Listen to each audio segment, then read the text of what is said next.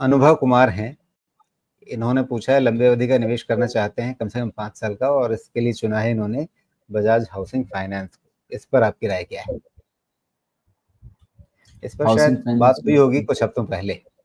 हाँ हाँ, इस पे ही नहीं, मैंने पूरे हाउसिंग फाइनेंस कंपनीज पे सबको समझाया हुआ है इस चीज़ को।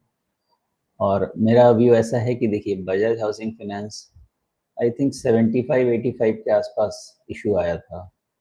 या तो वो प्राइस ठीक है, या फिर साल 2 साल कंसोलिडेशन हो जाए तो आपका ये सब जो 100-110 वाला रेंज है, ये प्राइस ठीक है। मेन डिपेंड करता है कि आप कितना, जो फाइनेंस एनबीएफसी होते हैं, जो बैंक होते हैं, हर साल अपना आप नेटवर्थ कितना बढ़ा पाते हैं, बुक वैल्यू कितना बढ़ा पाते हैं, उस पर डिपेंड करता है। कितना आप ऐड कर पाते हैं अपने रिजर्व एंड सरप्लस में।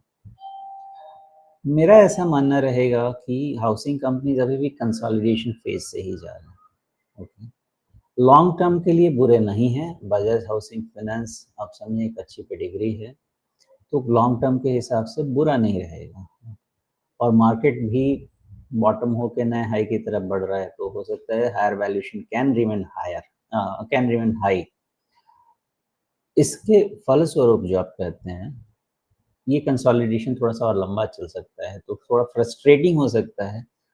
लेकिन लॉन्ग टर्म मेरे हिसाब से मैं 3 से 5 साल के नीचे कंसीडर नहीं करता। In that time frame housing finance companies फिर से ठीक करने चाहिए, जब आपके मार्केट में लोगों के हाथ में थोड़ा सा पैसा जो रिलीज होगा, वो सब 9 से 18 महीने में मैनिफेस्ट करना शुरू होता है। आपको हाउसिंग फाइनेंस में, कंजम्पशन में, सब जगह देखना शुरू होगा। उस नज़रिए से कोई बुरा नहीं है। और शॉर्ट टर्म कुछ वैसा ट्रिगर निगेटिव फिलहाल मार्केट में नहीं दिख रहा है, इसलिए मैं कोई और नेगेटिव व्यू लेने की सिचुएशन में भी नहीं हूँ। तो फिलहाल यही लग रहा है कि इसका जो लो बन गया है 105 के आसपास, ये एक लगता तो है कि डिफाइंड लो है, और ये है। तो अब इसका कंसोलिडेशन का सवाल है, तो कंसोलिडेशन हो सकता है 6 महीना 1 साल भी हो, और फिर उसके बाद कुछ इसमें अच्छा हो। जी, काफ़ी मौके दे रहा है ये लंबे अवधि के निवेशकों को, लेकिन उसी हिसाब से थका भी रहा है और फ्रस्ट्रेट भी कर रहा है। अब ये बताइए, इतना ज़ोर-शोर से ये आईपीओ आया था, उसमें लगा कि जैसे मतलब क्या तहलका मचा है बाज़ार में। तब इसने 188-90 वाले भाव दिखाए थे और वहाँ से ये गिर कर के 100 के आसपास आ गया।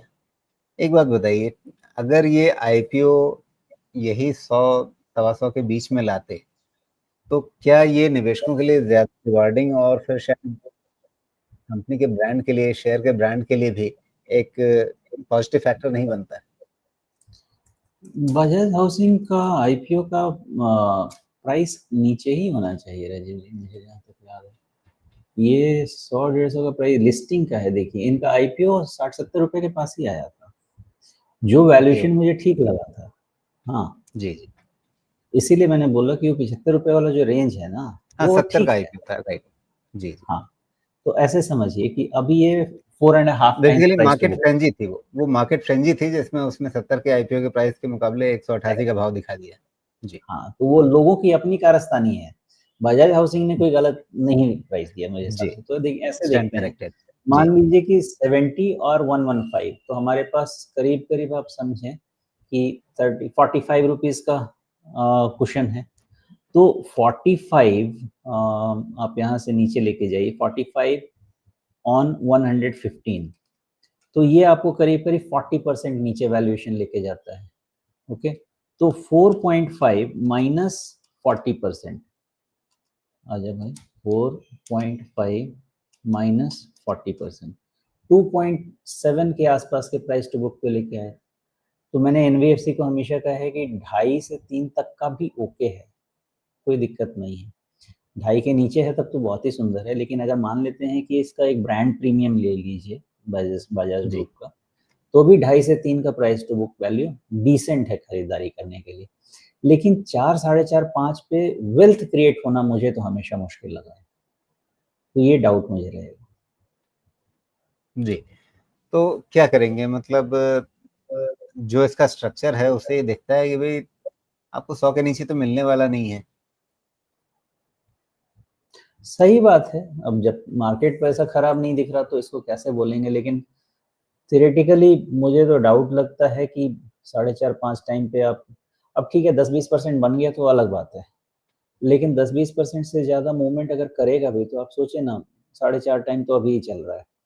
अगर 20% भी मूव करता है यहाँ से तो 5.5 time price to book cross हो जाता है।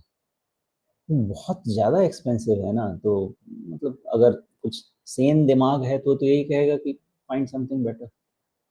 हाँ, लेकिन कंपनी की ग्रोथ चल रही है, सेल्स काफ़ी अच्छे रफ्तार से बढ़ रही है। 30-35% की सेल्स ग्रोथ तो आपको मिल ही रही है। प्रॉफिट ग्रोथ भी उससे कहीं बेहतर ही है, 40-45% की है। तो देखिए, आप साल भर रुक जाएँगे तो शायद आपकी वैल्यूएशन ठीक लगने लगेगी।